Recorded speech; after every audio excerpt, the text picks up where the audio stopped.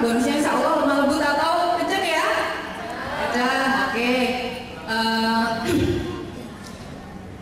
Alhamdulillah diberi kesempatan yang sangat luar biasa sama panitia di sini untuk sedikit memberikan sharing atau menceritakan pengalaman apa saja sih yang saya kerjakan selama ini, sehingga tepat di 19 bulan saya gabung di Momen, pada hari ini bonus saya sudah mencapai 2,5 M dan itu saya kerjakan 95% lewat online. Oke? Bisa next. Menceritakan tentang diri saya pribadi dulu ya. Jadi saya sebenarnya seorang yang sangat-sangat menutup diri. Jadi kalau yang namanya saya berteman, itu saya jarang sekali istilahnya ngumpul. Saya jarang sekali untuk jalan-jalan bareng teman, kecuali teman-teman yang dia memang akrab benar dengan saya. Jadi saya mempunyai perasaan yang sangat tidak nyaman terhadap orang-orang yang tidak begitu saya kenal. Itulah saya. Kenapa saya memutuskan untuk mengerjakan sesuatu bisnis ini dengan online itu karena memang dari dalam diri saya ini saya tidak bisa berbahasa basi. Dan selama saya menuju ke 2,5 M ini, saya tidak pernah yang namanya prospek secara offline, tidak pernah sama sekali. Semuanya saya lakukan melalui media sosial. Oke, kenapa saya belum? Kenapa saya di sini akan saya jelaskan keunggulan berbisnis dengan online. Jadi jangkauannya yang lebih luas. Jadi saya cukup di sini, tapi saya bisa terhubung dengan banyak orang di berbagai daerah. Jadi saya melakukan satu waktu pekerjaan, tapi saya bisa langsung menjangkau 10-20 orang sekaligus dalam satu waktu. Jadi kalau misalnya saya bandingkan dengan ketika saya terjun offline, dalam satu hari saya tanya teman-teman bisa kekuatannya bisa door to door prospek kira-kira berapa rumah? Satu, dua, tiga ya, 1, 2, 3 orang, hanya 3 sampai 4 orang lah, itu pun badan sudah pegel-pegel ya. Nah di sini kalau kita menggunakan online, dalam satu hari kita bisa ngomong, bisa prospecting 10 sampai dengan 20 orang. Itu yang membuat saya, udahlah saya fokus saja ke online. Kemudian di online ini biaya relatif lebih murah. Kenapa sih lebih murah? Karena gini, kalau teman-teman berjalan ke tempat teman-teman yang lain, itu kan kita memerlukan biaya bensin. Kemudian kita memerlukan, mungkin kadang harus praktek temennya. Itulah yang saya alihkan untuk biaya mengembangkan sosial media online saya. Jadi kekuatan hebatnya di sini, teman-teman yang bekerja secara offline, Anda belum tentu setiap hari bekerja. Tapi kita yang bekerja dengan online itu setiap hari kita pasti ada kerjaan. Setiap hari kita bisa prospek. Kemudian dengan kapasitas kita lebih banyak melakukan kegiatan prospecting, ini membuat penghasilan kita menjadi lebih besar. Jadi jangan salah ya, kalau misalnya rata-rata orang yang bonusnya cepat itu biasanya dia bekerja lebih banyak di online. Kemudian selanjutnya adalah fleksibel, cepat, efisien, dan hemat waktu. Next dulu. Di sini saya akan menceritakan 10 langkah sukses menjalankan bisnis Momen secara online. Next. Yang pertama adalah ketika kita menjalankan sebuah bisnis apapun, itu yang harus dan jangan pernah kita lewatkan adalah kita harus punya media sosial yang mumpuni. Jadi bagaimana media sosial itu setiap hari akan datang orang-orang yang kita prospek gitu. Itu setiap hari ya. Jadi misalnya kita menggunakan media sosial banyak sekali ya, YouTube, Facebook, Twitter. Itu saya rekomendasi saya BBM dan Facebook. Kenapa Facebook ya? Kenapa Facebook ini sampai saya sedikit cerita ya. Member-member saya itu tidak pernah saya layani kalau dia konsultasi lewat BBM. Jadi saya memaksa mereka kalau mau konsultasi dengan saya, silahkan bisa inbox ke Facebook saya. Kalau enggak, tidak usah, saya bilang gitu. Itu tujuannya apa? Untuk merangsang semua member saya agar ke Facebook. Kenapa Facebook? Kalau teman-teman ketahui bahwa di Indonesia jumlah penduduk kan 240 juta. Itu yang 41 juta sendiri itu pengguna Facebook. Kemudian sekitar 60%-nya dari 41 juta itu adalah usia yang kita targetkan untuk bisnis ini, yaitu usia 21 sampai dengan 38 gitu. Kemudian di Facebook sendiri ini teman-teman bisa memanggil orang-orang yang kita punya kriteria, kita butuh orang yang seperti apa gitu. Itu ada caranya. Jadi misalnya kita butuh seorang wanita, kemudian usia segini, kemudian dia punya minat ini, itu bisa kita panggil lewat Facebook. Jadi kita tidak terlalu banyak acak gitu ya.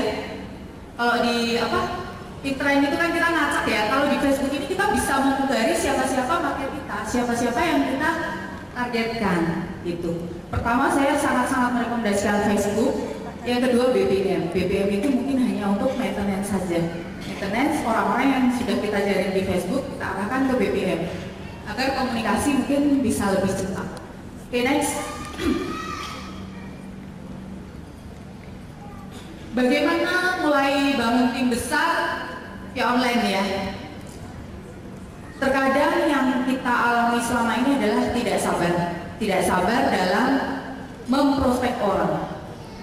Nah, ketika awal sekali saya terjun ke momen itu tidak semua orang saya prospek. Jadi saya membuat target gitu ya. Saya tulis target saya orang-orang yang dia punya potensi untuk di bisnis ini. Karena gini, kalau ini mungkin perbedaan mindset dengan yang lain. Tapi kalau saya merasa bahwa ketika saya merekrut orang, adalah yang saya cari adalah orang-orang yang memang dia punya bakat leader. Jadi tahap awal adalah saya tulis dulu itu teman-teman yang punya bakat leader. Itu yang saya hubungi dulu. Dan jangan sampai terlewat. Jadi dari SMP, SMA, kuliah, SD itu saya tulis. Saya mempunyai target hari ini saya harus menghubungi si ABC. Saya cari dia di katalog, saya cari di katalog, saya cari Facebooknya, itu saya kumpulkan. Karena bagaimanapun juga memprospek orang yang kenal dengan kita itu jauh lebih mudah daripada kita memprospek orang sembarangan.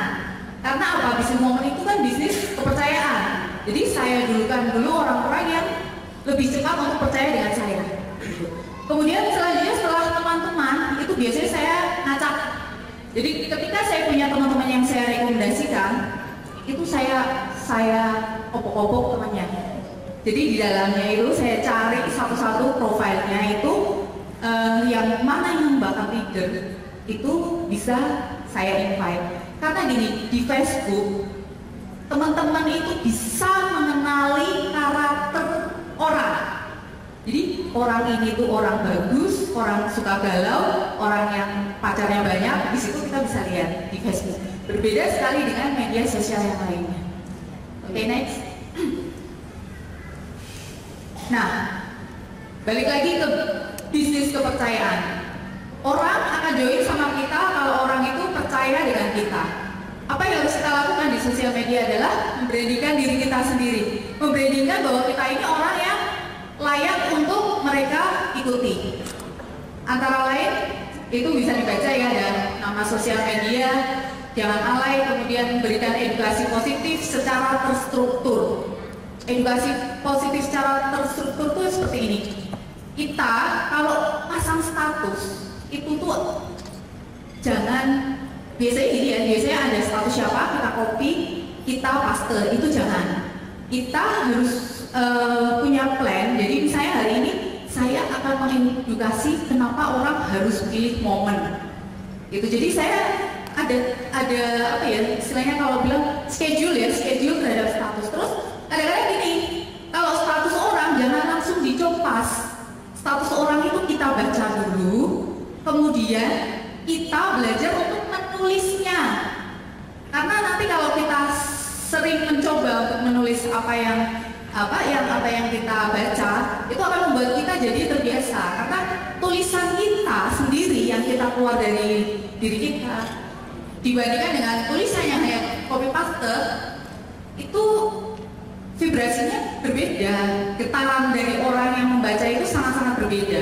Jadi jangan doyan hanya cuma copy paste. Itu harus kita tulis ulang dengan bahasa sendiri. Nanti lama-kelamaan teman-teman akan terbiasa dan akan lebih banyak keluar idenya gitu ya.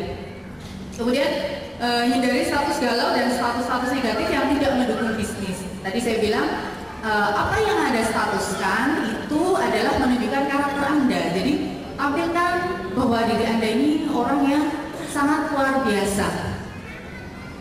Kemudian ini, jangan menampilkan lebih dari satu brand dalam profil nama Anda, karena Anda akan membuat kelas Anda atau nilai Anda turun, yaitu sebatas sebagai seorang maklar atau calo. Dan ingat, orang-orang yang bakal leader tidak akan join dengan mereka yang punya banyak brand atau playboy MLM. Itu yang harus kita ini. Kalau kita targetnya orang-orang yang bakal leader, jangan sekali-sekali Anda mencantumkan atau ikut di berbagai MLM. Kemudian selanjutnya, jangan memasang foto produk bisnis lain dalam satu akun, foto yang bukan untuk konsumsi publik yang membuat prospek unrespect negatif bahkan ilfil dengan Anda. Jadi kita batasi benar-benar Facebook, media sosial yang untuk promo ya jangan diisi dagangan yang lain. Jadi fokus yang untuk momen ya momen aja. Lanjut. Ini tadi sudah ya, udah tulis ya. Nah, lanjut Pak. Oke, hal kecil yang harus diperhatikan dalam Facebook. Sepertinya sepele ya, tapi kuncinya adalah di foto profil. Di foto profil Anda inilah yang membuat orang akan tertarik untuk invite atau tidak menghiraukan Anda. Next, karena di foto profil next Pak. Nah, sering lihat ini ya, orang yang mungkin Anda kenal itu kan ada foto yang sebelah kiri mungkin cewek cantik, kemudian saya, kemudian di sana. Kira-kira kalau Anda disodorkan seperti ini, biasanya kalau yang foto cewek cantik itu biasanya yang kita banyak kan cowok ya. Kalau yang yang target bisnis kayaknya enggak. Jadi foto profile itu sangat-sangat membantu agar ini calon-calon prospekan itu datang untuk melihat kita. Saya hanya menggunakan kekuatan foto profile ini. Saya punya Facebook itu dalam 2 bulan pertemanannya itu sudah 3.000. Hanya menggunakan foto yang mendukung orang untuk bikin penasaran. Hanya foto itu saja. Lanjut. Kemudian sampul yang menarik. Kalau sudah niat untuk promo, otomatis untuk foto profil sama sampulnya dioptimalkan untuk promo juga. Lanjut. BBM juga namanya harus yang jelas ya. Itu biasanya saya kotak-kotakan, jadi leader, prospek, new member itu saya pisahkan. Jadi kita lebih enak untuk broadcast atau berbagi informasi. Next. Pasang testimonial keberhasilan bukan sekedar pajang foto produk. Nah, kadang-kadang saya sering membaca bahwa statusnya cuma pasang glukogen, minat PM gitu. Itu jangan ya. Jadi orang itu yang mereka butuhkan adalah solusi dari apa yang mereka cari. Kalau dia mencari cantik, dia pasti akan mencari solusi saya ini biar cantik seperti apa. Kalau solusi dia masalah keuangan, dia pasti akan mencari apa sih yang berhasil. Misalnya itu saya tulis salah satu keberhasilan gitu, salah satu keberhasilan dari momen gitu.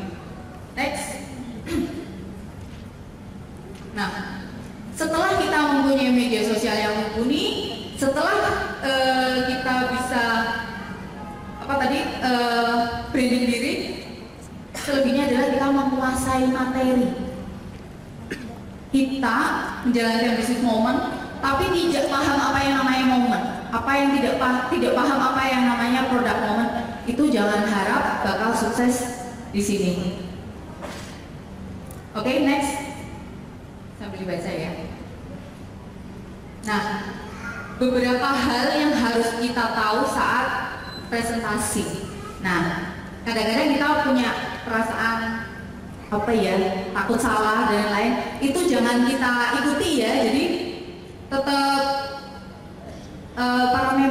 para prospekan kita nggak tahu kok kalau kita salah. Nanti setelah ini saya akan memberikan contoh ini, tools prospek. Jadi kalau kita mau prospek, itu kita harus sudah siap-siap yang namanya tools prospek. Biasakan diri dengan penolakan. Sudah pasti ya, kalau kita misalkan jualan apapun itu sudah pasti akan ada yang namanya penolakan. Kemudian member yang kita rekrut tidak aktif, itu sudah biasa. Tapi yang penting kita tetap menjalin komunikasi lewat BBM, Facebook gitu ya. Kemudian yang terakhir adalah munculnya masalah-masalah pada awal menjalankan bisnis. Itu hal yang biasa, masalah-masalah di sosial media ya, hal yang biasa. Oke, lanjut next. Nah, ini yang saya kasih contoh tools prospek ya. Jadi ketika ada orang yang butuh pertanyaan, kita semua sudah punya ini. Mbak, momen itu apa? Kita tinggal kirim. Kemudian, gimana Mbak cara gabungnya? Kita sudah punya. Jadi ini sangat-sangat sekali membantu. Oke, lanjut next. Bangun kepercayaan tidak hanya sekedar promo, yang terpenting adalah jalin komunikasi. Terkadang gini, ada beberapa yang menurut saya kurang pas adalah ketika kita satu persatu orang kita info dan langsung kita tawarin momen. Itu saya kurang setuju ya, karena hal yang terpenting adalah ketika misalnya kita dengan teman lama gitu kan ya, tahu-tahu datang kemudian nawarkan bisnis, itu saya rasa orang pasti tidak akan langsung mau dan bahkan mungkin kabur ya kalau misalnya baru lama tidak jalin komunikasi kemudian kita hubungi dia langsung kita tawarin bisnis, itu sudah pasti dia akan ilfil. Terus terkadang gini, Mbak, saya punya kontak Facebook itu banyak, 4.000 orang. Saya punya BBM itu 1.500 lebih. Tapi kok nggak pada join ya? Saya tanya. Nah, mereka kenal nggak sama kamu? Kamu kenal nggak sama dia? Kalau tidak kenal ya jangan harap mereka langsung percaya dan mau join. Jadi yang paling penting adalah saya kadang-kadang satu persatu itu ketika saya lihat ini orangnya kayak target, itu saya terus jalin komunikasi. Gitu. Lanjut. Nah, ini yang harus kita siapkan ya. Jadi kalau di BBM itu kan ada auto text ya. Waspada terhadap pertanyaan kejutan. Karena ketika kita tidak siap dengan pertanyaan itu dan kita dapat prospek langsung tanya hal ini, kita sudah siap semua. Jangan sampai kita terlihat menjawab itu istilahnya orang kan, aku mau join sama orang yang menjelaskan dengan sejelas-jelasnya, kan seperti itu. Oke, lanjut next. Etika promosi, tidak melakukan spamming. Kemudian spamming tahu ya? Jadi misalnya ada media sosial temen gitu kan, member lain, kemudian kita masuk ke situ terus kalau mau join silahkan invite saya gitu, itu nggak boleh. Ya itu saru kalau saya bilang itu saru. Kemudian tidak mencuri customer dari media sosial distributor lain. Jadi kemarin saya sempat baca di tempatnya Mbak Irma Fania itu, jadi karena beliau itu banyak sekali yang iklan ya, itu sampai banyak yang orang itu inviting terus nyodorin inbox gitu loh, inbox menawarkan bisnis momen itu. Jadi kita terlihat seperti bisnis yang nggak elegan kan, seperti bisnis yang orang bilang katanya bentuknya jadi miliarder tapi kok etika berbisnisnya seperti ini kan gitu. Kemudian yang etika promosi yang lain adalah tidak menjelek-jelekan bisnis lain, gitu ya. Oke, lanjut. Saya agak kejar-kejaran sebenarnya tadi karena sudah diragu-ragu 15 menit ya, jadi tidak banyak yang bisa saya sampaikan. Kemudian lakukan promosi dengan konsisten. Masalah-masalah yang dihadapi ada penolakan, PHP, join dengan yang lain, cemoohan, cibiran, haters. Tapi itu adalah bagian dari kesuksesan. Ini yang lebih sering diserang di sosial media. Oops. Sebelumnya Pak, sebelumnya. Jadi orang bilang mungkin PHP ya. Tapi kalau saya bilang jangan mengejudge bahwa itu PHP. Karena orang-orang join sama kita adalah butuh waktu untuk bangun kepercayaan dulu. Tidak ada yang namanya kita prospek hari ini, join hari ini, itu sangat-sangat jarang sekali, kecuali dia memang sudah kenal dengan kita benar. Lanjut. Nah, ini yang terakhir adalah kerjakan semua itu dengan ikhlas. Jangan sampai Mbak Widya, saya sudah ngiklan, saya sudah keluar duit banyak, tapi kok nggak ada yang join dan lain itu. Jangan sampai seperti itu. Kerjakan saja, anggap aja semua yang Anda lakukan adalah proses pembelajaran. Berpikir positif dan berprasangka baik, miliki keyakinan pada tujuan dan impian Anda. Next, terakhir. Mungkin sudah banyak yang mendengar kata-kata ini. Itu sukses cepat tercapai bila kita fokus pada apa yang kita inginkan, bukan pada hal yang kita takutkan. Orang sukses adalah mereka yang melakukan hal-hal yang orang biasa tidak mau melakukannya, tapi dia mau melakukannya untuk mendapatkan apa yang orang biasa tidak dapatkan. Ini yang saya sangat berkesan sekali di kalimat saya yang kedua ini. Kadang-kadang para ibu gaptek itu kalau disuruh belajar itu nggak mau. Ini saya yang paling nampol ini kata-kata yang kalimat saya yang kedua ini. Kalau teman-teman masih melakukan hanya seperti itu saja, seperti orang rata-rata pada umumnya, maka hasilnya pun akan rata-rata. Jika Anda mengerjakan sesuatu, maka kerjakanlah semuanya itu dengan sepenuh hati. Jika Anda bekerja seadanya, maka hasil yang akan Anda dapatkan adalah seadanya juga. Terima kasih.